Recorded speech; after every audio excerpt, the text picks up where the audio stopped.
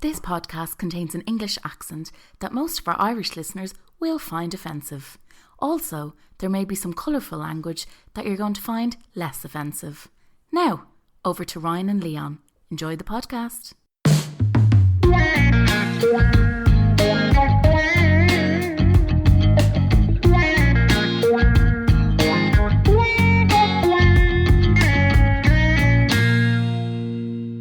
I don't write poetry because I'm brimming with sunshine.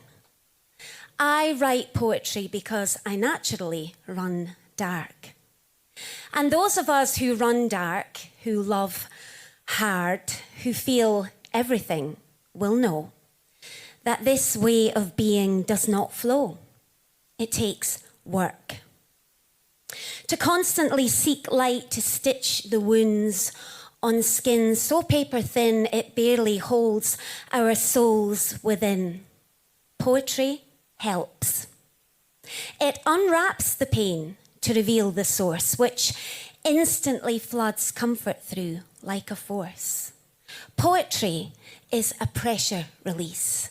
It helps the mental chatter cease. And when you are down on your knees, let it bring your soul some peace. You did that thing there when that finished. You put your eye, you went, oh. Your eyes went, oh. Mm. Yeah, down on your knees writing poetry. Unreal. Very good. Yeah. It's true, pressure release. I feel very released after writing some poems and reading some poems. Well, we haven't met for a while. I know, it's been fucking ages. Yeah. I've nearly forgotten how to do this. Well, We just have to talk for an hour, is that what it is? yeah, pretty much, yeah. All right, You've only been doing it for 3 years, but yeah. I'll try my best. Just read poems and then feel stuff. I feel stuff, yeah. It's like, I don't know about you, but like since I last met you, all I've been thinking about is like how I can sleep in the heat. Like that's all that's on my mind. Melting. I'm telling you. Poetry is the last thing on my head at the moment. Poetry's the last thing on my mind. just getting by. I'm just trying to survive. Survive In this fucking... You've got to bleed... Sweating box. In the sweating box. And then also like drinking loads. Do you feel like you're going through the menopause sweating that much? You're getting You're not flushes. feeling the same way. Like honestly, there was night last night. But in Ireland, it's been like mid-30s. Like yeah, it's sick. It's not natural. There was one time, one of the days during the week, and I felt like I was going to bed in someone else's mouth. It was just fucking. It was just hot, and it was humid. I had the window open and it was just blowing warm air at me. I felt cheated. I was like, I have the window open. It should be cold. Like, it's the wind. And it's like, no, it's like someone with a hairdryer just fucking blown into my face. I'd say the maternity wards in 9 months' time won't be that busy. No, it'd be fucking... You'd have Get away from me. You'd have slipped off. You'd have slipped off and landed on the fucking ground. Don't even look at me. Don't even look at me. I'm sweating. There'll be no children born in 9 months' time. No, and late nights as well at the moment, because you're probably not watching any much of the World Cup, but I'm staying up a little bit. So I'm basically getting excited about the sunshine, drinking loads of beers, and then staying up watching football, and then like going to bed, and then not being able to sleep. Like so. Not reading much poetry. Not been reading much poetry. Not recently enough. No, you've just been fucking... So this is going to be nice. This would be nice. A little palate cleanser from the football and the drinking. And the football and the drinking. The football and pintings. Yes, of course. Special podcast though. It's the last one we're going to do before a little summer break. Yeah. Loads of poems. Loads of people emailing us, and thank you so much for everybody who's been in touch and sending us poems. But also, like, special today, You'd met Katriona O'Sullivan a couple of weeks ago, and she was so kind enough to send us some exclusive, unreleased, unpublished poems. So this show is going to be centred around basically a poetry performance from one of Ireland's most successful writers. She was in the bestsellers list for 3 years. And now she's back in the fucking bestseller. She's back in now with her first, but Poor's gotten back into. Oh, Poor's back. It creeped back into the bestsellers list again. So wow. It's like, I was there the first time she ever read her poetry out, and she was like, "I'm popping me poetry cherry, so everyone must be really nice." But like, there's a reason why she's on the bestsellers list, because anything she writes is fucking incredible. So whether it be poetry, non-fiction, short stories, whatever, it's going to be amazing. Okay. So we haven't listened to them yet. No, so we're going to listen to them excited. when you lot do at the same time. So I'm pumped. We were talking a few weeks ago about you. I think you were like you said something like the best way of getting through the day is small acts of rebellion, little acts of fighting against little small fuck yous. Yeah, little small fuck yous. Well, that conversation has inspired a list poem. Sent in to us by Theresa McCormack. It's called Sure It'll Be Grand. Are you happy with that sentence? That was just sure it'll be grand. It's Sure It'll Be Grand. Thank you. There you are. For the correction. Do you want me to read it? Little quiet acts of rebellion. Yeah, absolutely. Yeah. So it's Sure It'll Be Grand in brackets. Little, when the jingly bell there's some fairies around the place. Little quiet acts of rebellion. Drinking Ribena as a 50-something-year-old through a straw. Listen to The Lady in Red by Chris de Burgh and pretending you're in the music video circa 1980 forever.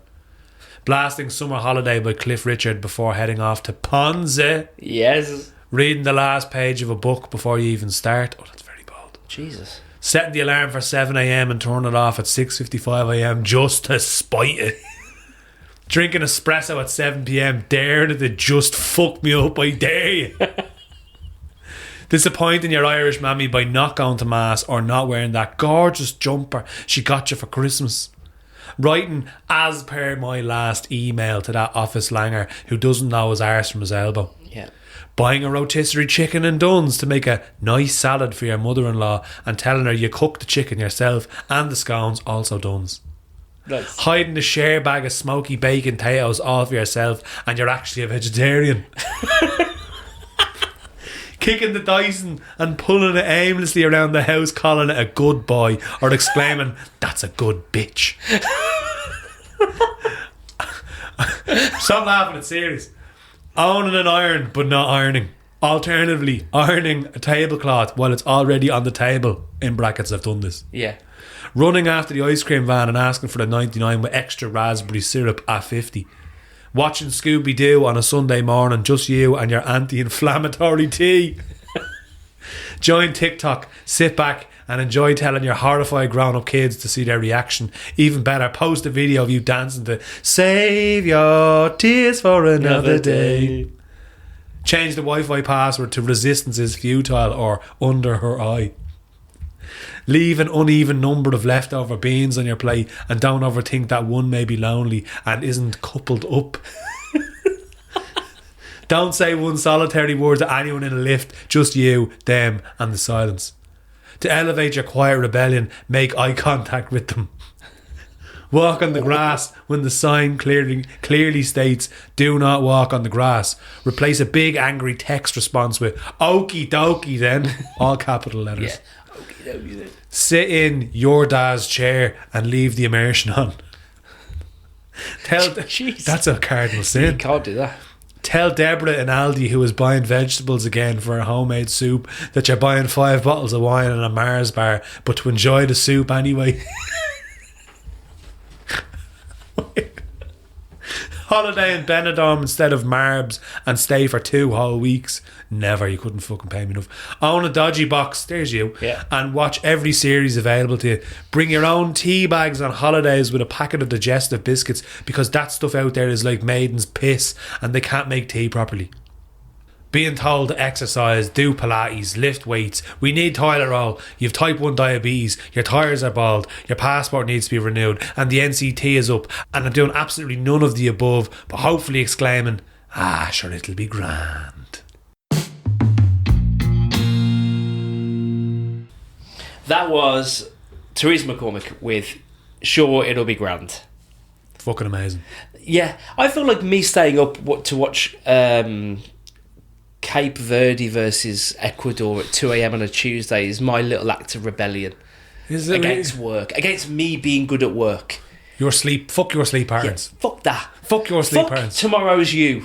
I thought me going for pints all day yesterday was probably a little quiet act of rebellion, but I did get home Saturday, and you know what I mean? It's Saturday. It was Pride. You have to go in. Support the gays. Do you know what I mean? Lovely people. Thanks, Theresa, for sending that in. Thank you for that really lovely appreciate poem. You've never made... No one's made Ryan Duggins laugh that much through a recital of a poem before. Yeah. Very good. I love Capri Sun's my go-to cartons drink, if I'm honest with you. I'm more of a Capri Sun fella. You're a Capri Sun fella. Yeah. But even that, like, going to the shop and buy a Capri Sun as a 37-year-old man. 38 now, sorry. Oh. Fuck's sake, that's a slip. 38 years old. Sick. You're hovering on the edge of 40. You're having Capri Sun. I'm definitely the wrong side of 35 now. It was yesterday. No, it's Friday. It's Sunday now, so I've turned 38 You're getting forgetful in your old age. I know I am. You're mixing the days up. Do I feel different? I don't know. Thanks for asking. Do you feel... I'm not sure. Do you feel more mature? I don't feel any different between 37 and 38 now. No, I don't think so. I think when you get to like 30, you get your like the back end of your 30s, you don't change that much really, like personality wise. It's not like you just wake up and go, no, I'm just going to start wearing slippers every day now. Well, the way I'm dressed today is like quite a chavvy dad. Wearing an Under Armour t-shirt and Reebok shorts, like a chavvy You're an active father. boy. You're an active boy. I look a bit chavvy here. Surely you got to bring your kids down the pub all day. Well, I look like the kind I want to watch the football, but I'll bring the kids. Up. Stop fucking messing. Drink your fucking warm 7-Up and eat your crips. Yeah, this is what I'm saying. Don't think that's a quiet act of rebellion. That's more just bad parenting. Sure, look, we were reared that way. It's grand. Didn't affect us in any way. Nope. I have no judgment of parents taking the kids to the pub. What else would you be doing? The kids are bastards. You have to have a good if they time, don't do that, they're going to be turning the house into the pub anyway. Like those parents who convert. Yeah, they're like, we wouldn't bring our children to the pub, but we've got a fucking absolute speakeasy in the shed. 4 kegs. You don't need live at any time. You have live music. You've got a band playing. You've got a nightclub. You have a stripper pole. Yet you can't fucking bring your kids to the local. But I wouldn't take my kids to the village pub. No, I wouldn't do that. I wouldn't be mixed with them yokels. No. Have my own pub. It's remnants of cocaine. If I want to, on the coffee table. If I want to get sick on my child's head, I'm going to do it in my own fucking house. In my house. In my house. You can't tell me what to do. Like a good parent should be. Keep them locked in the compound. Yeah. With a shite disco light in the corner. Yeah. that rotates on its own stand. You're going to listen to me tape cassette at Now 98, whether you like it or fucking not. Alright? Shut up. But I'm not in the pub. Anyway, Chavy Dad, what are we going to read next? Well, I wanted to read this one. I was in Manchester last time we met. Yeah. And I went to a bookshop called the House of Books and Friends. Where you made friends. I made a friend in Sam. And I bought a couple of books from that shop, and one of them was a collection by Kim Moore called All the Men I Never Married. Nice title. Ooh. And, you know, when you read a collection and, like, the first poem is the one that stays with you for weeks. And like, I'm not sure why this poem stuck with me for weeks. We'll talk about it after. But it's almost like it gives you a bit of permission to think positively about your past. That's what it did to me. We'll read it and we'll talk about it. Let's get into it. Let's get into it. This poem is called All the Men I Never Married by Kim Moore. There was the boy I met on the park who tasted of humbugs and wore a mustard yellow jumper, and the kickboxer with beautiful long brown hair that he tied with a band at the nape of his neck, and the one who had a constant ear infection, so I always sat on his left, and the guy who worked in an office and could only afford to fill up his car with £2 worth of petrol, and the trumpet player I loved from the moment I saw him dancing to the Rolling Stones, and the guy who smoked weed and got more and more paranoid, whose fingers flickered and danced when he talked, and the one whose eyes were 2 pieces of winter sky, and a music producer, long-legged and full of opinions, and more trumpet players. One who was too short and not him. One who was too thin and not him. Are you judging me yet? Are you surprised? Let me tell you of the ones I never kissed, or who never kissed me. The trombonist I went drinking with. How we lay twice a week in each other's beds like 2 unlit candles. We were not for each other, and in this we were wise. We were only moving through the world together for a time.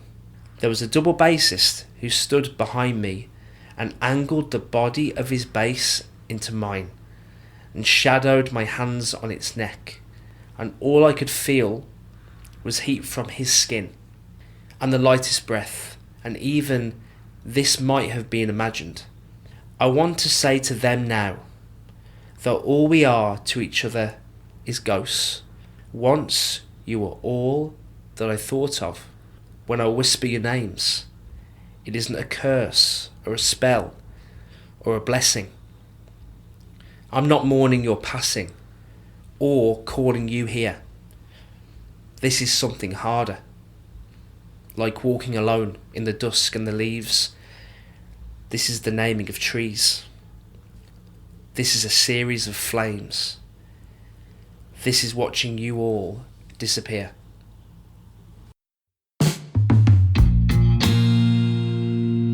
That was All the Men I Never Married by Kim Moore. It's really good, isn't it? That's very good. That's very good. It's saying the things that you probably don't often have the opportunity to say.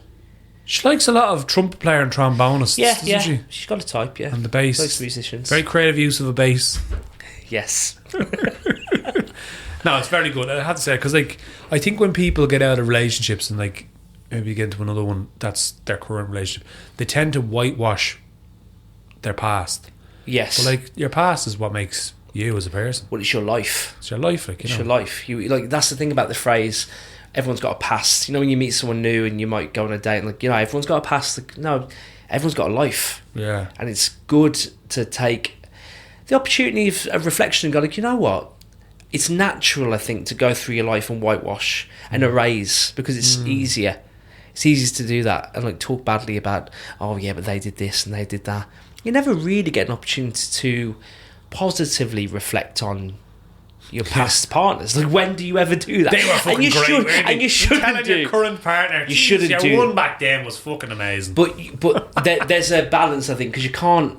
Because I think probably personally, the hesitancy of being honest about a past stops you from moving forward. So it's almost like if you spend so much of your time going, oh yeah, but that was shit and that was shit and this happened and that happened, like you end up kind of going, oh, what was it all kind of for then? Like, do I have to start my life now? Gaslight yourself into thinking almost that as well. Yeah, it's better to be more measured. Oh yeah, of course. In your experiences, I think there's good and bad. It wasn't all terrible. I think people try, as I said, whitewash or gaslight yourself because the person you're with now. Like, but I'm not saying that like, oh, it was all great all the time. But, you know, it was a moment in time that doesn't exist anymore, and it's something to be remembered. But like, it wasn't all terrible. But like, it's your current position of what you are now, relationship wise, is probably better than that. But you can, you know. Well, that's how life works. You choose to be with the person you want to be with. But I really like the part as well when she was talking about the person that she didn't kiss. Like, I don't know about you, but there've been friendships that I've had in my, let's say, my younger years where it's very hard to explain. Yeah. Like spending an early evening like lying on the grass with someone completely platonically and like just staring at the sky, and like if you had to explain that now just to anybody, go like, oh, there was someone who, when I was 19, we just kind of chatted all the time, and then we just sat in the park and kind of stared up and talked about life, and we never really saw each other again, and we're not friends anymore. But like, do you know what I mean? It's like it is all this stuff kind of adds to you now, but you never get a chance to go, huh? Yeah, that happened. That's interesting. That's very true. Like, I think it happens in like the quiet moments though, when you're like brushing your teeth or you're driving or you're walking, and you'd be like, oh geez, remember that happened? That was mad. Or like little flickers of memories just kind of come and go. Memories, yeah. And like, they happened. They're just part of your life. Just fucking accept them and move on, like, you know. And but it's the accepting of your life as it was. Do you ever meet like someone who you're engaged with in any way and then meet them many years after? So you moved, so it's different. Yeah. So like, and it's hard because like when I go back to my hometown, and I don't mean even romantically, I mean like anyone that I kind of knew from my time living in Wolverhampton, I'd be a little like, oh fucking hell, they're there. Like no reason at all, other than maybe an erasing of my own. Maybe I'm just not comfortable with my younger self, so I'm like, oh, anybody that I bump into from a time where I haven't come to terms with what it was, I want to cross the street from. Yeah, which isn't healthy. Which is not a healthy way of living. Yeah, like I have mates, because obviously I'm from Dublin and I've it's my home place. But like I have mates that I've known since I was 4, and like we're now 34, and they'd be like, "Geez, remember that time you did something when you were 14?" I'm like, why are you even remembering that? It was 20 years ago. Like, fucking let it go. Do you know what I mean? Yeah. It's a weird, but like again, it just happened, you know. But they're, how do I describe it? Like, but even then, some people that you might have met, say 10 years ago, 15 years ago, their idea of you is that of you 10 years ago. So the image of you never changes because they don't know you now. So they have an outdated image of you from the past, which is fucking mad, and vice versa. You have an image. Like, say for instance, like Leanne would have been mad for the session when she was younger, when she was like early 20s. Now would have one drink a month maybe, but there's people that she would have known from her early 20s that probably still think, there's, you know, she's, or even like, you know, we're all the same. We're all the same. People are, you know, when you're in your early 20s, everyone's mad for going out, and you kind of quieten down a little bit over. Well, some of us, they quieten down over time, but people still think that you're the early 20s version. It's like, they were fucking mad. They're probably exactly, I wonder what they're doing. So I wonder then, is the uncomfort of meeting someone from your past coming from you not being comfortable with who you were then and having to maybe talk like that person again? Yeah. Or like be that person again. But especially if you've had, like, we all have mistakes in us, surely. Yeah. Like, especially romantically, like, I'm sure we've all got partners or like relationships where we go like, fucking hell, like that was character building, but I wouldn't be doing that again. I wouldn't be talking about that again. Yeah. And then if you meet someone, even if you go to the same place of when that happened, maybe there's a feeling of like discomfort. Yeah. Because you don't want to meet that person again. Yeah. Do you know what I mean? I met an ex a couple of months ago that I hadn't seen, like 10 years they've been my ex, and seeing them now, and I was like, that was mad, because it was like nearly 4 years of every day seeing each other, and then don't see each other properly for like 10 years, and I'm like, that was so weird, because it feels like it's like a ghost of your past almost. Yeah. This person's still living and they're still having their life, but you're like, oh, all that happened so long ago that you're like, it almost feels like a different life. Yeah, like, you know? And I think also I think people, we're more comfortable by leading with meanness about our past partners. So like your natural inclination of someone you broke up with or who broke up with you or something bad happened is meanness, where generally I think people aren't mean. So it's very well like living in a mean space then, and even maybe if you have to talk about it again, you go to meanness, but then on your own, you know, because you're not mean. You know, none of us are really that mean about people. So it almost like it's really confronting to put people on these like in these mean boxes where really like they're not humanised. You just kind of go, oh, you were the bastard, and you were the cunt, and you were the one that did that to me, and all this stuff. But then as you grow and mature, those boxes have to be unlocked because like, well, they don't need to be. But if you're confronted with them again, or you go and visit a place, or a memory comes up. Because you're not a mean person, none of us are. It's really confronting. Yeah. It happened to me. It happened to me when me and Lisa were in London, and I hadn't been to London in fucking years, and it was like I lived there in my kind of 23 to 27. I lived in London, and obviously like it's manic and it's messy, and your skin and you're partying after work and all this stuff. And we ended up getting a conversation about like a past partner or something. I got quite like defensive about it because it was the first time that like I realised that the person I was with wasn't mean and I'm not mean. So I was in this conversation where like, this is going to be an awkward conversation for me to be in, but I'm going to say, it's fair to talk about this person if you want, but I'm not going to say that she was a cunt. Yeah. Because it's not fair. In some weird way. Yeah. Do you know what I mean? And it's awful because then you're talking to your current partner about an old partner not being bad, which is really bad. You can't get out of that. But it's a fucking double whammy. That's how you have to grow up. Yeah. We all have to mature. Yeah, of course. Because that's how anger builds, and you meet people who can't grow. Well, and I think because with like ex-partners, they're almost like rivals. Like, you can't be agreeing with a rival of your current partner, because they're like, you know, why are you not with them then? Why not just fuck off and be with them? Why don't you want them dead?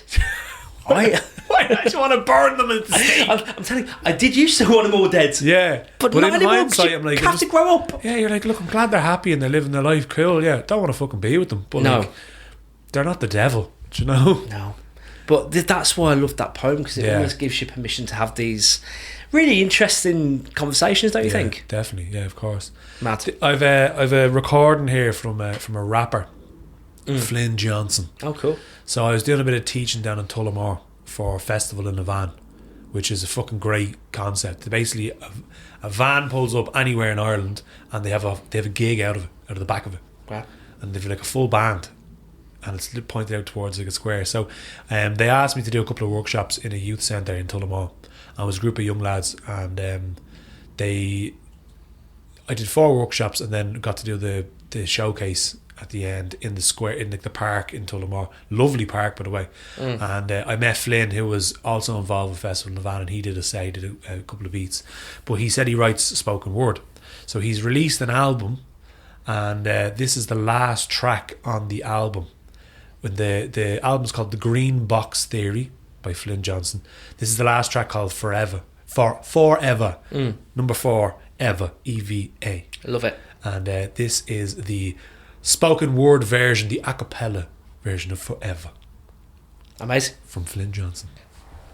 You see, I'm just a blade of grass flattener, a state-of-the-art time sandwicher, a stand-in of has-beens and bastards that came before me, a labelless nagging handler, take a double for the glaze that we last smashed, cause our troubles are abandoned like the gaffs that had wind us when capitalism gains had boarded, but they can't evict our pain and glory, cause we held court in the courts of the AstroTurf, with gabbles of stroked wood, filthy social commentary pierced through the second-hand roaring of a hash joint, where you're guilty until you solemnly swear on relatives past of your man's life.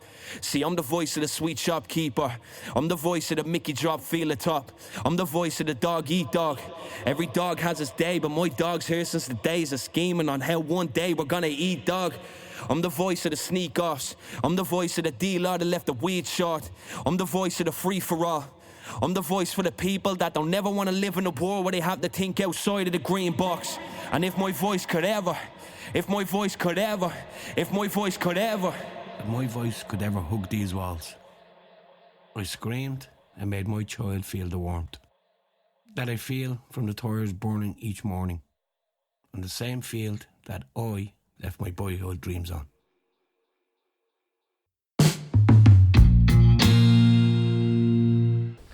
That was a piece called Forever by Flynn Johnson. We listened to that twice. Maybe you should do the same. Maybe go back and listen to it again. I found the drop to the voice of the parent so powerful. And the energy that was in the piece. I'm the voice of the AstroTurf. Yeah. And like the sneak-offs. The sweet shop. And it's that, I'm the voice of the sweet shop owner. Shopkeeper, yeah. It's like that. There's so much, not violent energy, but when you're young, you're out to get it, aren't you? And you've got like these weird dreams of like, we need to eat. I need to go and get this thing so I can buy my mum the car, and this kind of amazing energy when you're younger, and that kind of slow reflection at the end of like, we'll do it all again. Yeah. The green where I left me childhood. Yeah. It's deadly, isn't it? It's mad. And like even now I think about where I live. I live in a cul-de-sac. I grew up in a cul-de-sac. And I remember the energy that I had to get out of the cul-de-sac when I was young. Like, I'd hang out with the boys and go like, I'm going to fucking make it. I'm going to buy my mum that fucking Mazda she always deserved. I'm going to buy the house. Do you know what I mean? Like, that's the dream that you always have. Yeah. You spoke about it in your piece. Red convertible. We'll play your piece at the end of the podcast. And now I'm back in the same cul-de-sac where I'm calmer towards it, but see my probably future, hopefully, kids will have an energy where they're like, I want to do this, I want to do that, I want to set the fucking cul-de-sac alight. They'll move to another cul-de-sac. Yeah. They'll end up retiring another cul-de-sac. So it just never ends, this. Yeah. You know what I mean? And I love that, maybe. Yeah. Did you ever read The Alchemist? Yes, I read it this year. You know the way it's like he goes off to find home is actually where he needs to be. So I think you have this burning desire to go and find yourself, and then you realise afterwards that, like, and for me, like, I remember in my early 20s, I did a lot of travelling. I lived in like fucking 4 different countries, and it was through going away that I knew I needed to come back, and I held where I'm from in a higher regard by putting distance between the two of us. But it took that distance to actually look in hindsight and go, actually, I fucking really like where I live, and then coming back. It's like even like the caravan park where they stay during the summer. And I remember being like, it's the best place ever when you're a young kid. Then when you get to be a teenager, and it's exactly the same, where you're like, I need to get the fuck out of here. Yeah. Every day is the same. There's nothing to do here. This is shit. I've no mates down here. I'm fucking bored every day. You go off in your 20s, and then you come back in your late 20s, and you're like, this is actually kind of nice. Nice, yeah. I get to go and listen to the fucking wind in the trees and the odd crow and tail between your legs. Yeah, and I'm like, just like, this is, I get it now. This is why they're here, and it's, and that's the cycle, isn't it? That's the cycle that we're all on. Yeah. You almost have to burn your own, burn down your own home roots to then try and fucking garden them again. Like, then you also have those other types of people that never do that and still keep talking like they're gonna do it. They're like, I'm gonna seize the day, I'm gonna burn out, I'm gonna fucking make myself, but they've never done anything in their life. Like, you need to go off and try to do the things, and then when you come back, you're more settled. Yeah, you're more settled. You have to go do the thing. Otherwise you're scheming in your 60s. Yeah. Cooking plans. Watch this space. I'm going to the shop. Oh, God. I'm going to eat sausages and chips for dinner again. Like the real dogs do. Hot dogs, maybe. Yeah. In a jar. In brine. Cold from the fridge, not even heated up. Oh, no. When you're in your fucking dressing gown and nothing else. That was very provocative. I don't know where that came from. I'll stop now anyway. Fuck's sake. I'll read you another poem, and then I want to listen to some Katriona O'Sullivan about the dressing gown. I was at a comedy gig. Oh yeah. 2 nights ago. I went to see Owen Colgan. Oh yeah. From the Hardy Books. Yeah. Oh man, he's so good, man. By. Oh, unbelievable. But his warm-up act was an Australian woman who goes by the name of Mama Duck. Mama Duck. She told this story. Her own set was about the story about what it was like working in moving to Ireland from Perth. And when she was in Perth, she worked as a manager in a sex shop / peep show. Oh. I met an Irish fella, and then he moved her to Mayo. Was he a customer? Yeah. He was a customer in a sex shop. A customer. It's not shit where you eat, like, you know. But she brought up she brought up in the set T.S. Eliot's The Love Song of J. Alfred Prufrock. Oh yeah. And she made a funny line. She was like, in that poem he says that he measures his life in coffee spoons, where she measures her life in the different kinds of bushes that she had. Funny thing to say. Really funny thing to say. I measure my life in the bushes that I had. She's a gardener. Yeah, exactly. So there's so I wanted to get her to send us a poem because obviously everyone's a hidden poet. She hasn't done that, but she has said that her favourite poem is Mirror by Sylvia Plath. So thank you, Mama Duck, for giving us the nudge in that direction. And we'll read out the poem now. Okay. This is Mirror by Sylvia Plath. I am silver and exact. I have no preconceptions. Whatever I see, I swallow immediately, just as it is, unmisted by love or dislike. I am not cruel, only truthful. The eye of a little god, four-cornered. Most of the time, I meditate on the opposite wall. It is pink with speckles. I have looked at it so long. I think it is part of my heart, but it flickers. Faces and darkness separate us over and over. Now I am a lake. A woman bends over me, searching my reaches for what she really is. Then she turns to those liars, the candles or the moon. I see her back and reflect it faithfully. She rewards me with tears and an agitation of hands. I am important to her. She comes and goes. Each morning, it is her face that replaces the darkness. In me, she has drowned a young girl, and in me, an old woman rises toward her day after day like a terrible fish.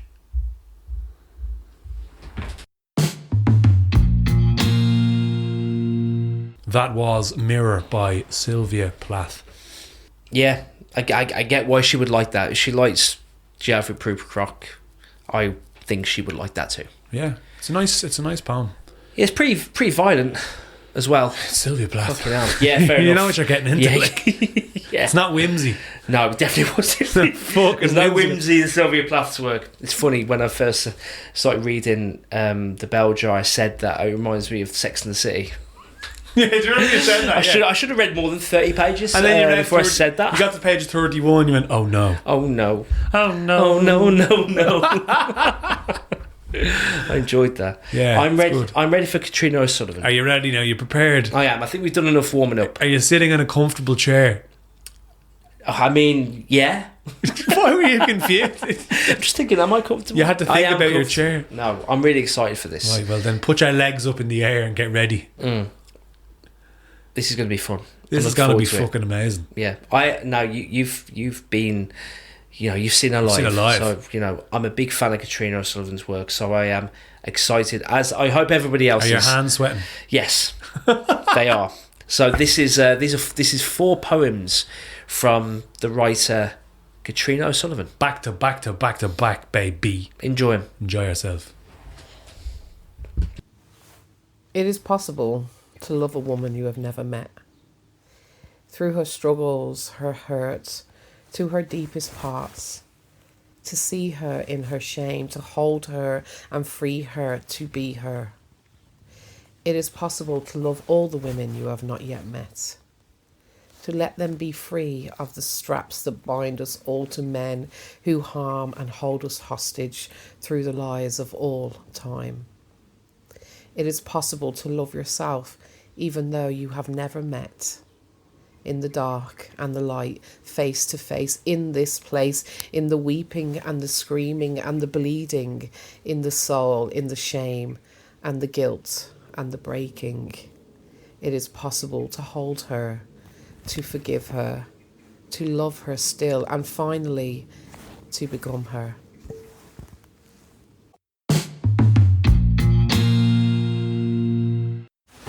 Being a mother is sometimes really hard and really lonely. And while I have a great husband and a great partner, the women who I talk to on WhatsApp, the girls, the mams in the groups, my friends, they are the way in which I survive this difficult job. This is called An Ode to Kerry and Sarah. The week I have had. It ended with my teens' demands for a brand new school bag and a crisp white shirt and brand new black Nike trainers. All of it on me. Oh, and then there is his dad, who everyone says I am so lucky to have. How he is such a great lad. He doesn't hit me or drink and drive, but he definitely sits by, watching me unravel while I try to hold all of us together while silently I cry, all of it on me. And then there was the gym class I missed 6 times. And then there are the abs still hiding under all this flab from the baby who I had nearly 20 years ago. All of it on me. And then there's my pals who share my angst, who hold my hand, who cry, who try, who make sure I know when the school is closed or when the fees are due or when the school bus email finally fucking comes through. And even though we never reply on time on the phone, they keep me together, reminding me, even though all of it is on me, I am not alone.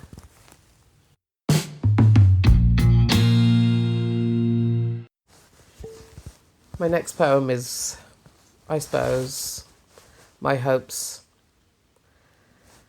I remember writing it when I was in the dark about women and looking at my own sons, hoping that they would become good. This poem's called Equally and Effectively. My hope for women is simple, yet radical too.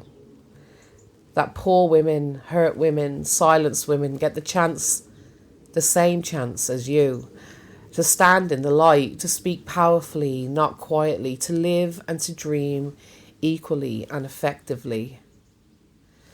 My hope is to see women leading the world unapologetically, running countries and companies, creating boldly and brilliantly, no shrinking, no fear, no asking permission politely, just women rising everywhere, equally and effectively.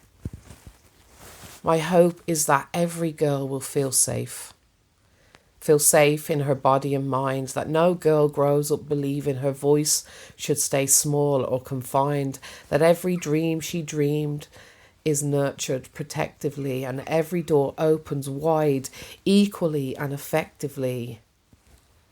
And my biggest hope of all is that you, my boys and my men, will rise up too, saying no more hurting women and meaning it honestly through and through, that they will walk beside us, loving courageously and respectfully, so together we build this new world equally and effectively.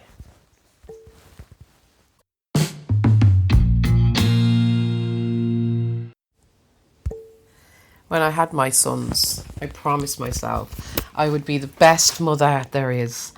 I would speak to them with love and care. I'd never criticise. I would be the mother that I was destined to be. I would be different to my own terrible mother. This one is about all the things I've ever said to my son. It's called Good Mother. I'm saying this because I love you. What is this mess? Did you do your homework? Don't lie to me. Are you lying to me? Are you telling the truth? I'll find out. I always find out. For fuck's sake, I'm so sick of this. At your age, I had a job, you know. What does Aaron's mum think? Why do I constantly have to shout at you? Clean that up, please. Clean that up. Clean it! For fuck's sake, why do I also have to tell you to clean up? I love you, but I know you think it's good, but I like them, but show me your TikTok because I want to see it, because I do, because I said so. It's the algorithm I'm worried about. You can do better. Can you do better? Is that the best you can do? Where's your phone? Show me your phone. Just show me. I was working full time at your age, you know. I'll take that computer and I'll shove it up your... I'll take that phone and I'll shove it up your... Do you think Aaron talks to his mum like that? Are you going to eat that? No, girls don't lie about rape, son. Get up, please. Get up. I asked you to get up. For fuck's sake, get out of that bed now. To be honest, son, I don't really care about Trump right now. I'm doing the washing. No, there's no evidence for that. Can you please stop putting the cups in the sink? We have a fucking dishwasher. And then, when he walks out the door with his hairbrush and his bag packed, I remember what I should have said to him. What I should have said to him. I love you, son. I love you.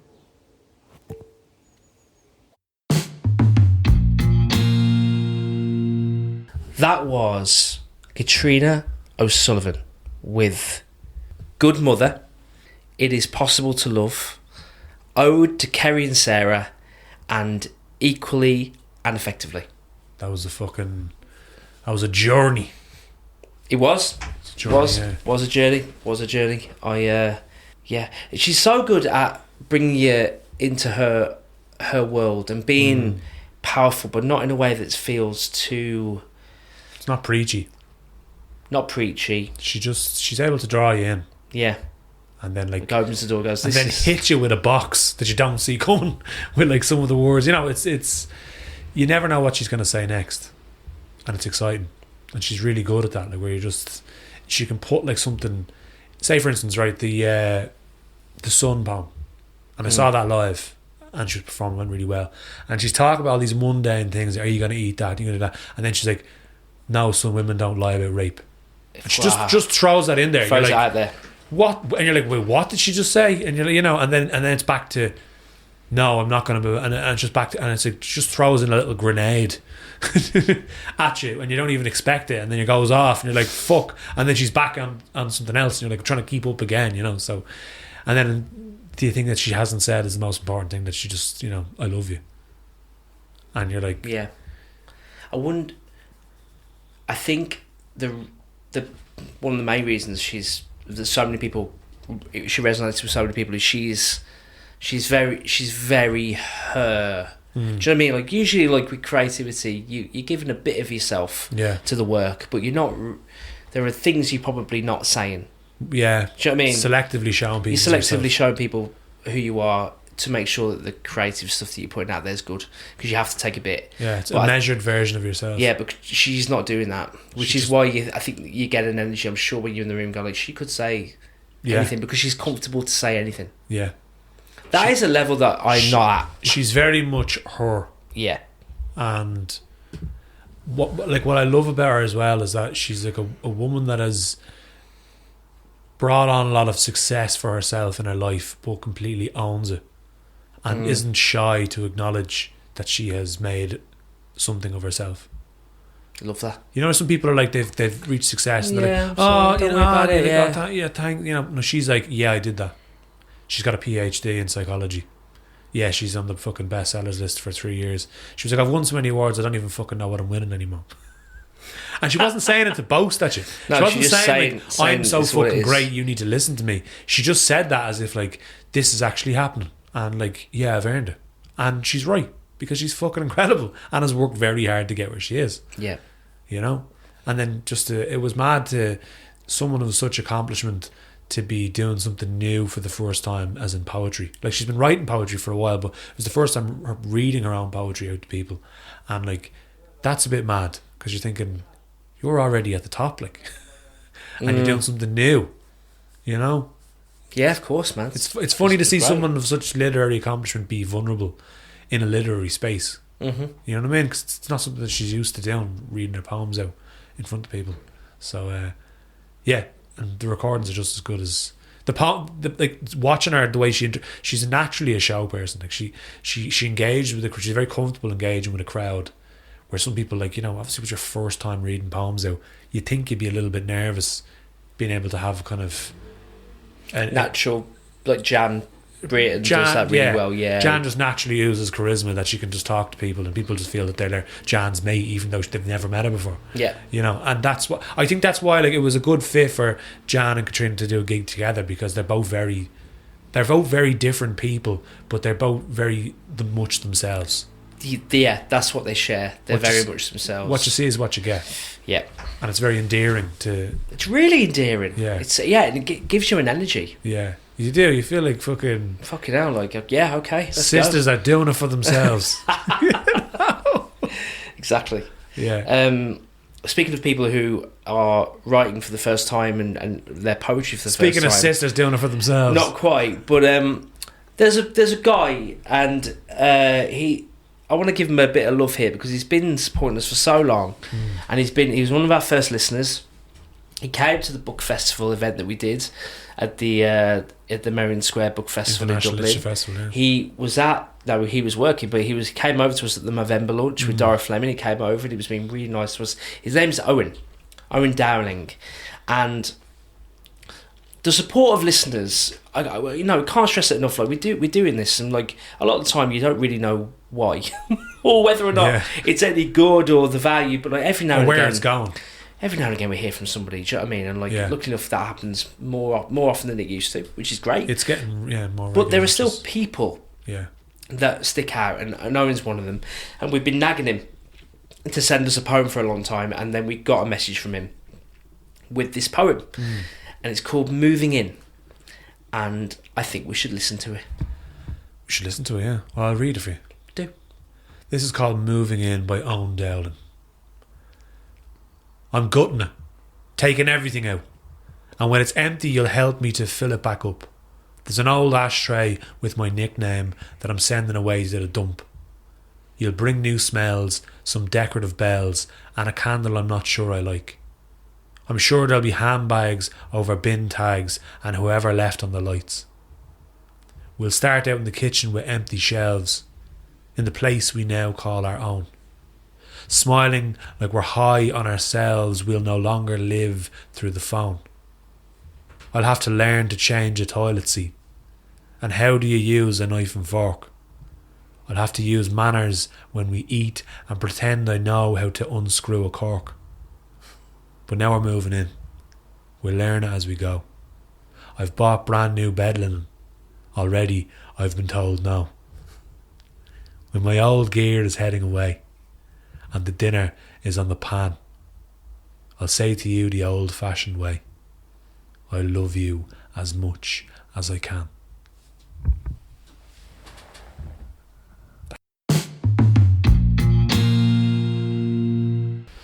That was "Moving In" by Owen Dowling.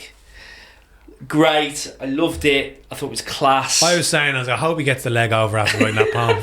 He deserves it. Yeah, he deserves it. That's a fucking lovely poem. It was. No, I really, really loved it. I love you as much as I love you as much as I can. As much as I can.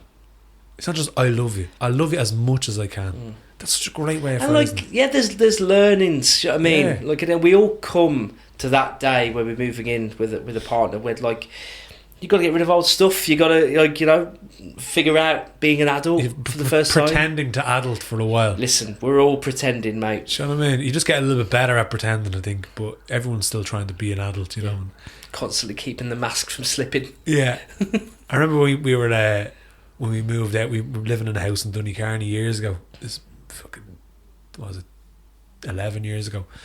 And my mate who I moved in with, and he's got a kid. He doesn't listen to this podcast, it's fine. And he's staring at the washing machine. And I was like, what are you doing? He's like, I don't know how to turn this on. And I was like, what do you mean? He's like, I've never put a wash on. I was like, you're 25. 25? You're 25. What do you mean? Like, I had to show him. And I hope now, because he's 35, he knows how to fucking put a wash on. I hope I taught him well. Fuck's sake. I mean, just so you know, the meals that you will make will become less and less questionable. Yes, you will get there. Fucking hell. Oh, the dinner. Oh my God, the tuna melt pasta. That was my first go-to. Tuna melt. I think I lived off risotto for 4 years. Because I learned how to make, because it was real cheap to make. You just need a bit of garlic, a bit of fucking chicken stock, bit of, onion, butter, bit of butter, bit of rice, and I just think, and mushrooms, and you just fucking live off that for like. I was like, oh yes. I learned first I just fucked all the stock in and made it like stodgy, and you realise you have to half cream, a pot of cream. You have to fucking slightly, you have to drip feed the moisture into it and stir it as you go. You have a nice fluffy risotto. You know what I mean? I'm a fucking risotto specialist at this stage. Good man. But that took years and years and years of just eating risotto because I was really poor, But I used to make food and forget, obviously now you know that if you're making a curry or something, you got to cook the onions first. Yeah. And then you add the chopped tomatoes in after, and then the spices, whatever. I used to just fuck it all in. Oh, yeah. So do you know what? Nothing would be cooked. One thing that crunchy onions in the curry. One thing that triggers me, and I'm calling Leanne out on this because she's fucking 31 years of age. She doesn't time things, and she doesn't preheat ovens. You should preheat the oven. I fucking know that, but she's like, put a lasagna in, and I'm like, how long has it been in? Don't know. And did you preheat the oven? No. So it could be in there for fucking 3 hours. I wouldn't even know. I don't know. I have no idea how long it's been in there. And she's like, I just fucking stick a knife in it and you'd be grand. I was like, what happened? But like, when? Every fucking 2 minutes? Every 20? I don't know. Fuck's sake. Do you know what I mean? I was roasting a chicken the other day and I fucking timed. I was like, put the oven on and will you warm it up for us? She's like, what do you mean? I was like, just fucking preheat the oven. I just lashed in. It's a chicken. No, I want to make sure that I get to came out perfectly because I fucking timed it. You are quite particular though. I am quite particular, yes. When it comes to cooking, she's like, oh yeah, do you want me to help? I'm like, yeah, you can pick the music. Yes, they are. They're in the kitchen. Just sit over there, get yourself a comfort, get yourself a drink. Sit down there, put the music on. Swing your little legs.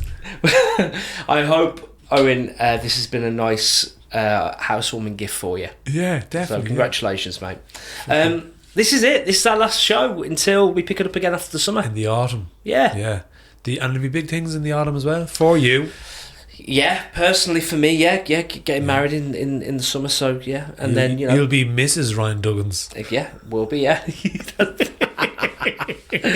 But listen, you've got a ton on as well. Festivals you're going to, performances, busy.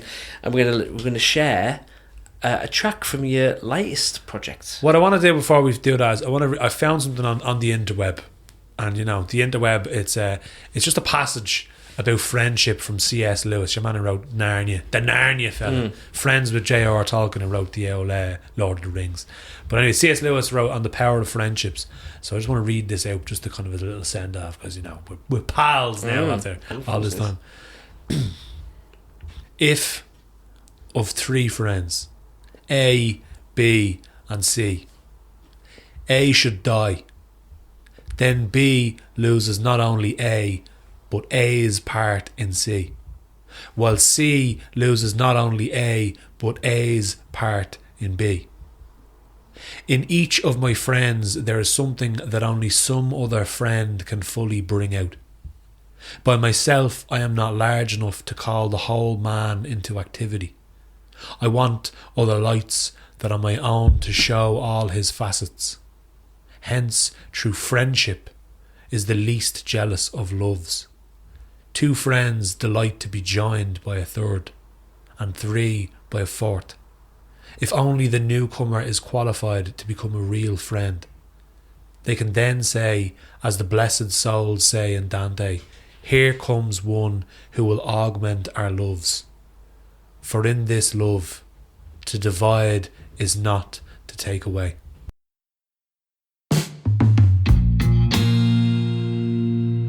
That was C.S. Lewis. That was C.S. Lewis. C.S. Lewis on friendship. The Narnia fella. The Narnia fella. The Narnia fella. I thought that was great. It's nice, isn't it? Because it's great. It's really nice and it's true. It's your mates, and it's like your mate. When you're like you and your mate are out and you're having a great time, and then another mate arrives, and you're like, then the levels gets brought up even more. And it's like, we're actually having the absolute crack here, like the three of us, and then especially when you've gotten to a place where like.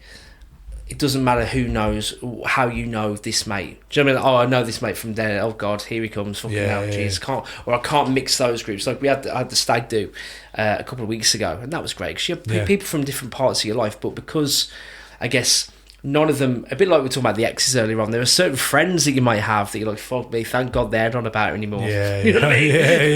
It's good to be in a room full of people who are all connected and sound. Like you can't. That's not nothing. And then you're seeing old friendships become their own new friendships. Do you know what I mean? People from your life. Oh, that's lovely. Yeah, that was nice. It was really very wholesome weekend. But it's good to have it's mates are just having mates are great. Do you know what I mean? Having mates are great. Are fucking great. There you go. You can part with that, will we? As mates. We shall. Yeah. Enjoy our summer holidays, Ryan. Thank you, pal. I'm looking forward to listening to this. This is you can introduce it. This is a very how do I articulate this? We've been sitting on this for a fucking while, for a long time, and it's a project that started through Andy Porter, actually one of our first listeners, one of the first people to ever email us, and Andy happened to be next door neighbours to the bassist from The Verve, and then Andy through the podcast, who were obviously courting for a year, then we met him. Remember for his nephew's play in Dawson Street, and Andy suggests, he's like, do you ever write out into music? And I said, I've got this one tune that I've been writing. I had for 2 years. I'm sitting on it. I've gone through 4 musicians. For some reason, they've always backed out. And he was like, well, send it to my neighbour and he'll maybe something will happen. And then that kind of turned into, we were making 1 song, then it was going to be 3, then it was 5, then it was an album. So now it's kind of blown itself out of proportion and ran away with itself. And now there's 9 of us collectively working together. We're making an album, and this is the first track from that album. And it's absolutely ludicrous. Amazing. And then the second Verve member, Peter Salisbury, who's the drummer from the Verve, is also on the thing. So we've 2 members of the Verve. We have Molly Donnery as well, who features on this track, and we have many more to get into. So this is the first one. It's from the album Mongrel, because that's what the fucking album is. It's a lot of different things rolled into one, so it's a bit of a mongrel. And this is Falcha, which is Irish for welcome. Leon, thanks for your time. Oh, it was a pleasure, never to try. Oh, sorry, fuck. It's called Dagda. That's the name of the collective. The band is forgot to Dagda. fucking even mention that's the most, but I'm terrible at promoting things. Dagda is the name of it. Always a pleasure, never to try, Ryan Baby. Enjoy your summer holidays. You too, brother. I'll see you back when we're all tanned and ready to start school in September. See you later, Rob. See you later. Mwah.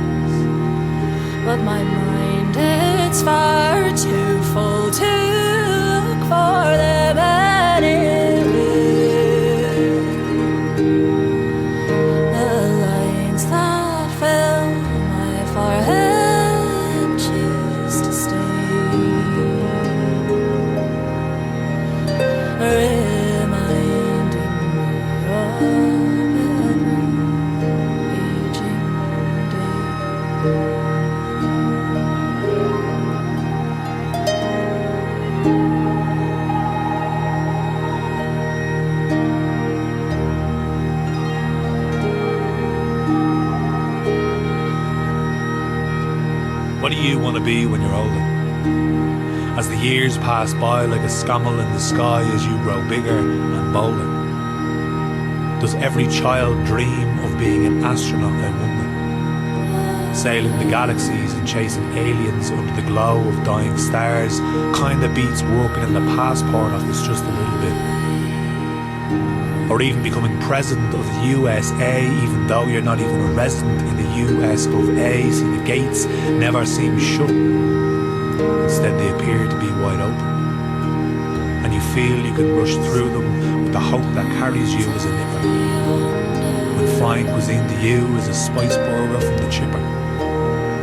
Or a cowboy roaming the plains with a 6-shooter in one hand and the other on the reins of wherever you want to go. See, the future lies open at that age, where you can sleep under the stars, for there is no cage that can hold you. Nobody could tell you no. And then school ends, and you feel you're at the mercy of the CAO. No. You'll do a PLC until you figure it out. But you need a part-time job because the money trees have stopped growing. So you get a minimum wage job just to keep the cheddar cheese flowing, but it always feels like there's a hole in the boat. You're kept busy emptying out water, but it consistently feels barely afloat, so you drop the PLC. To get more hours on the clock, stocking shelves, waiting tables, anything that'll stop the bank balance from going into the red, because it always seems like it's going into the red. See, they never tell you about an overdraft when you're busy dreaming about flying a spacecraft. They don't tell you about loan sharks when you're thinking of Oval Offices. Sleeping with the heating off, just throw on another jumper. It's not as sexy as sleeping under the stars though. The only way to make yourself better is that Friday night warmth in a pub with your mates, with a cold pint in one hand, where everything feels great for a while till it doesn't. And the clocks are reset and a new week begins. But that's the way it is for everyone, so just take it on the chin and suck it up. Don't even bother about complaining of the weight you feel from being stuck. When you're a kid, you dream of getting rich. Simply buy your ma a sports car, a red convertible, to make her happy. You don't think that wealth will pay mortgages, bills, and provide you and yours with a stable income? No. You're busy dreaming of what possibilities lie out there beyond the horizon. For the sky is not even the limit for you, the stars are not even the limit for you, past the Milky Way maybe, but who can say? At what age does this flame begin to flicker, to weaken, as the wind becomes quicker, howling in your ears about tax credits and housing rates, or discarded memories and fears that you feel you'll never escape? I don't have the answers, only questions. At the most, maybe a suggestion or two, but what I will say is, don't ever lose hope. You're never too old to start again. You're stronger than you think. You'll always manage to cope. I went back to college at 27. I heard of people doing a master's at 57. Others getting PhDs in their 60s while their mates are thinking of retirement and they're just focused on their own betterment. So I don't think I want to be president anymore, for obvious reasons. Space travel seems a bit excessive. A 2-hour plane ride is enough for me. I might never be a cowboy. I don't really trust horses that much. But I keep the flame burning. And I think that's enough.